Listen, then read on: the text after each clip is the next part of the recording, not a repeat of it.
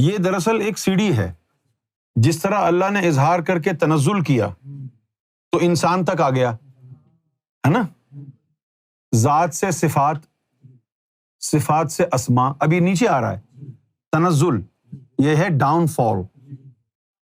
تو اللہ اور انسان سفر کیا اللہ نے، تو سفر کا نتیجہ انسان. تو اللہ اور انسان میں فرق صرف سفر.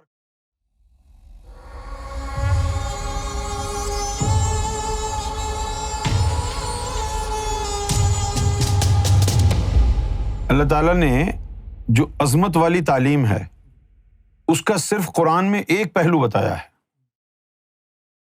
جب وہ فرشتوں کو کہا تھا کہ بھئی ہم نے آدم کو علم الاسماء عطا کیا ہے، بس اور کچھ تو بتایا نہیں.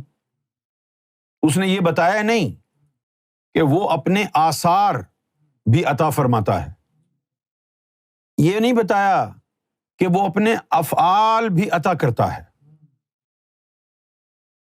لے لو یہ تعلیم تاکہ تمہارا سینہ اور تمہارا ذہن کھل جائے. مثلاً دیکھو، یہ چھوٹی سی بات ابھی میں بتاؤں گا تو ایک بہت بڑا مسئلہ تمہارا حل ہو جائے گا. شمس تبریز نے ہندو راجا کے بیٹے کو کنبہ اذنی کہہ کے زندہ کیا. کفر کا، شرک کا فتویٰ لگ گیا کہ اس نے خدائی کا دعویٰ کر دیا. عیسیٰ علیہ السلام مٹی کے کبوتر بنا کے پھونکتے تھے، وہ اڑ جاتے تھے. زندگی موت تو اللہ کے ہاتھ میں ہے. پھر عیسیٰ نے کیسے زندہ کر دیا؟ ہندو راجا کا بیٹا پھر کیسے زندہ ہو گیا؟ کیا زندہ کرنے والا اللہ بن گیا؟ نہیں، اللہ نے یہ فعل اس کو عطا کیا تھا.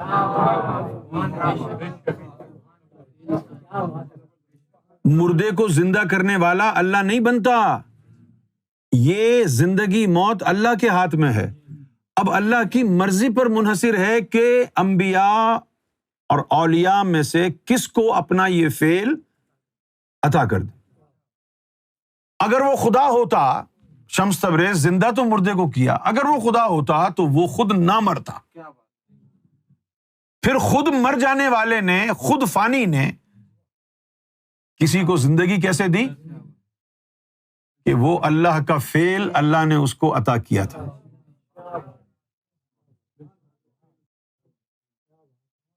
اب اگر کوئی ایسا کہے گا تو اب آپ آرام سے جواب دے سکتے ہیں نا کہ بھائی زندہ کرنا ان کا کمال تھوڑی ہے، یہ تو اللہ کی عطا ہے. ہاں، جس طرح بارش برسانا یہ اللہ کا امر ہے. کسی کو امر عطا کر دیتا ہے، وہ کپڑے سکھاتا ہے، بارش ہو جاتی ہے. لیکن بس یہی ہوگا، اس میں ذات کے ذریعے ذات تک رسائی حاصل ہوگی. امر کے ذریعے اور فعل کے ذریعے اللہ کی ذات تک رسائی نہیں ہے. اس لیے درجہ فضیلت محمد رسول اللہ صلی اللہ علیہ وآلہ وسلم کو عطا ہوا. لیکن ضروری نہیں ہے کہ جس کو اپنی ذات تک رسائی دی ہو تو اس کو فعل بھی عطا کیا ہو، اس کو اور کچھ بھی عطا کیا ہو. اس کی مرضی ہے. موسیٰ علیہ السلام کوہ طور پہ جا کے ہم کلام ہوتے تھے، حضور تو نہیں ہوتے تھے. حضور کہاں ہوتے تھے ہم کلام؟ گھر بیٹھے.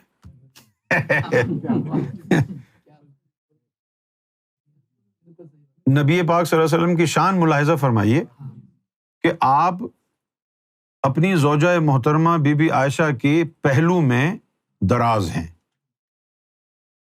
یعنی ان کے زانوں پر سر رکھا ہوا ہے، لیٹے ہوئے ہیں، اور اس حال میں اللہ سے کلام بھی ہو رہا ہے. اس حال میں جبریل بھی آ رہا ہے، وحی بھی نازل ہو رہی ہے. اور موسیٰ علیہ السلام جب بھی کوہ طور پر کلام کے لیے وہ گئے، یہ نہیں ہے کہ منہ اٹھائے اور چلے گئے، جب بھی گئے تو جانے سے پہلے 40 دن کا روزہ رکھا، پھر اس قابل ہوئے کہ اللہ سے ہم کلام ہوں. اگر 10 دفعہ کوہ طور گئے تو 10 دفعہ 40 دن کا روزہ رکھ کر گئے. اور حضور کی ذات کو دیکھیں، بیوی کے پہلو میں سر رکھ کے بیٹھے ہیں اور اللہ سے ہم کلام ہیں. کوئی روزہ شوزہ نہیں. وہ تو 40 دن کا روزہ رکھ کے پھر کلام کرنے کے لیے جا رہے. تو کچھ کو اللہ تعالیٰ اسم عطا کرتا ہے، اب یہ آثار کیا ہیں؟ بڑے ولیوں نے یہ آثار کی تشریح بیان کرنے کی کوشش کی ہے، لیکن سرکار نے جو تعلیم دی ہے وہ تعلیم تو پہلے تھی نہیں۔ آثار کہتے ہیں جسوں کو۔ آثار کس کو کہتے ہیں؟ جسوں کو۔ اردو میں بھی ہم استعمال کرتے ہیں نا، جیسے وہ لفظ ہے آثار قدیمہ۔ انگریزی میں آثار کا کیا مطلب ہے؟ Landmark. بھائی ہم تم سے لاہور میں ملاقات کریں گے، مینار پاکستان کے پاس آ جانا۔ اب مینار پاکستان کیا ہوا؟ اسی طرح دنیا میں کسی ہستی میں اگر آثار الہی آئیں تو اس کا مطلب ہے اللہ کا جثہ وہاں رہ رہا ہے۔ تو اب کیا کہیں گے؟ اللہ سے ملنا ہے، تو اب یہ اللہ کا ولی ہے، اس میں اللہ کا جثہ ہے، فرید کے پاس چلے جاؤ، مجھے اللہ سے ملنا ہے۔ لینڈ مارک کیا ہے دنیا میں اللہ کا؟ حافظ فرید، یہاں چلے جاؤ۔ اسی لیے نبی پاک صلی اللہ علیہ وسلم نے فرمایا کہ جس کو اللہ کی صحبت میں بیٹھنے کا شوق ہو وہ فقراء کی صحبت اختیار کرے۔ یہ حدیث قدسی ہے۔ مجھے سرکار نے لکھی ہوئی 40 حدیثیں دی، 40، اور یہ فرمایا کہ یہ سلطان حق باہو نے تحقیق کرنے کے بعد ساری حدیثوں کی تحقیق کر لی، اور کہا کہ ان ساری حدیثوں میں سے یہ صرف 40 سچی ہیں، باقی سب جھوٹی۔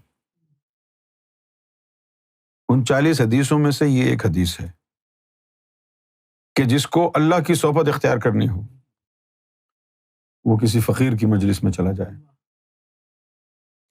اب یہ جو آثار ہیں، یہ آثار عالم احدیت کے بھی ہیں، یہ آثار عالم وحدت کے بھی ہیں۔ آثار کا مقام کیا ہے؟ جس طرح ہمارے قلب کا مقام ملکوت ہے، آثار کا مقام کیا ہے؟ سدرۃ المنتہا۔ کیا ہے؟ اگر تمہارے اندر کسی میں طفل نوری ہو یا جس سے توفیق الہی ہو تو تیرے جتنے ماننے والے ہیں ان سب کا تعلق سدرۃ المنتہا سے ہے، بھلے وہ گناہگار ہیں، شرابی ہیں، نکمے ہیں، جھوٹے ہیں۔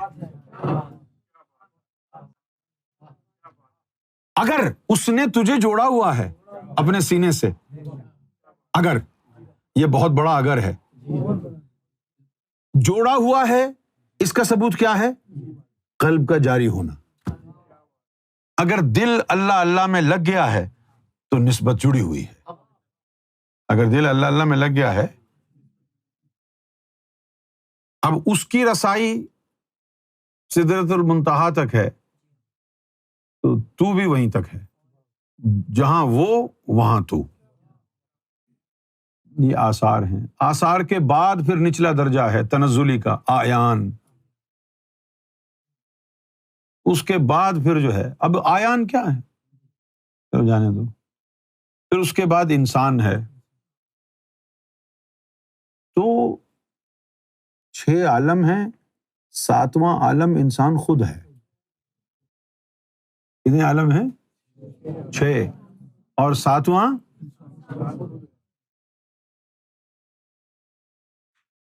جب بایزید بستامی رحمۃ اللہ علیہ کے ساتھ بڑے ہاتھ ہوئے ہیں، بڑی مشکل سے رب راضی ہوا، پہنچے عرش الہی پر باطنی طور پر، دیکھا کہ وہاں اللہ ہے ہی نہیں۔ دیکھا کہ وہاں تو اللہ ہے ہی نہیں۔ وہاں کی مخلوق سے پوچھا کہ بھائی اللہ کہاں ہے؟ وہ کہنے لگے بھائی اللہ یہاں تو نہیں رہتا، عرش کی مخلوق کہنے لگے۔ تو بایزید بستامی نے کہا تو پھر کہاں رہتا ہے؟ تو ملائکہ نے کہا کہ بھائی ہم نے تو یہ سنا ہے کہ زمین پر ایک شخص ہے بایزید، اس کے دل میں رہتا ہے۔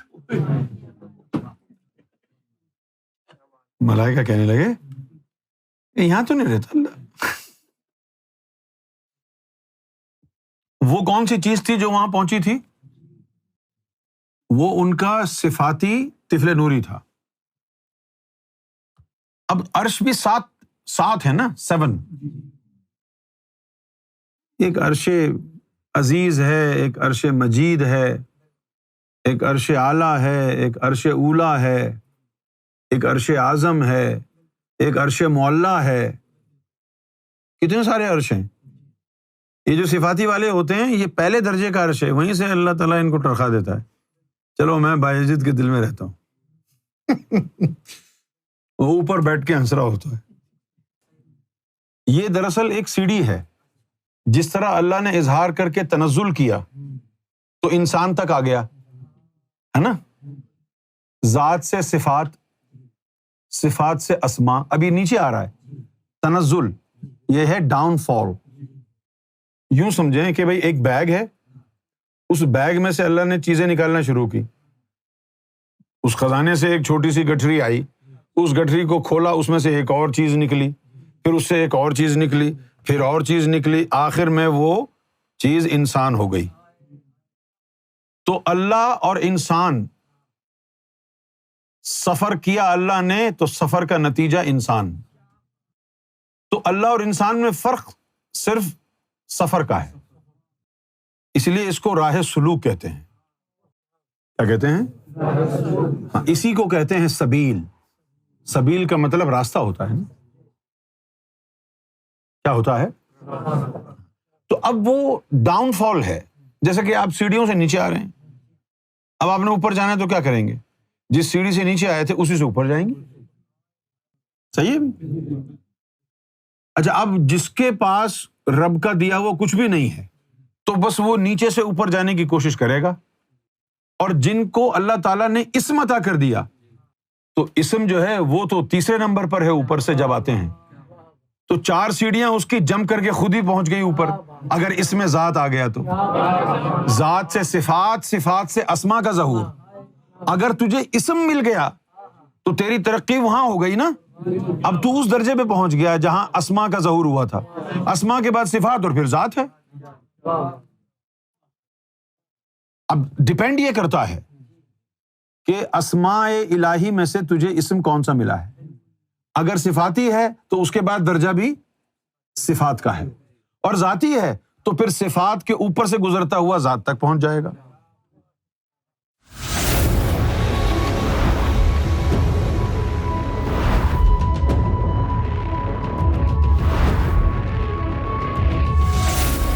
Amra TV, the place to connect with God.